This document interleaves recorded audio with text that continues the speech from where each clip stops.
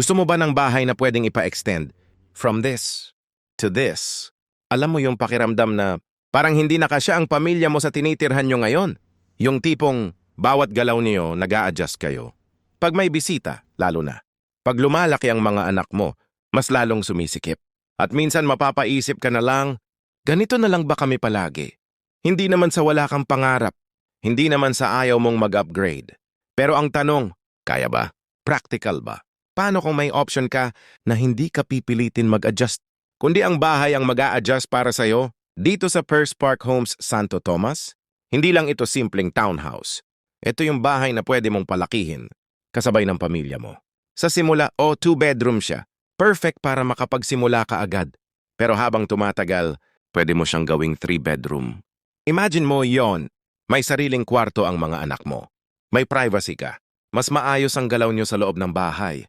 At hindi lang yan. Ang dating isang toilet and bath, pwede mong gawing 2.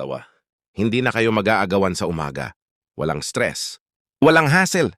At ang mas maganda pa, may space ka sa harap at may space ka pa sa likod.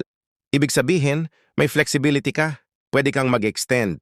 Pwede kang mag-design base sa pangangailangan mo. Hindi ka limitado.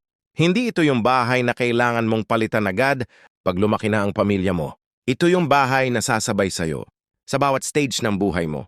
From siksikan to maluwag. From stress to comfort. From adjust na lang tayo to finally may space na tayo. At higit sa lahat, hindi mo kailangan maging mayaman para makapagsimula. Ginawa ito para sa mga taong may pangarap, para sa mga gustong umangat, para sa pamilya na handang gumawa ng next step. Hindi lang ito bahay. Ito yung lugar kung saan mag-go-grow ang mga anak mo, kung saan kayo magse-celebrate ng milestones, kung saan magiging mas maayos ang buhay nyo. Kaya kung iniisip mo kung kailan ka magsisimula, baka ito na yon. Message ka na ngayon at ipapakita ko sa iyo kung paano mo makukuha ang bahay na kayang sumabay sa buhay mo.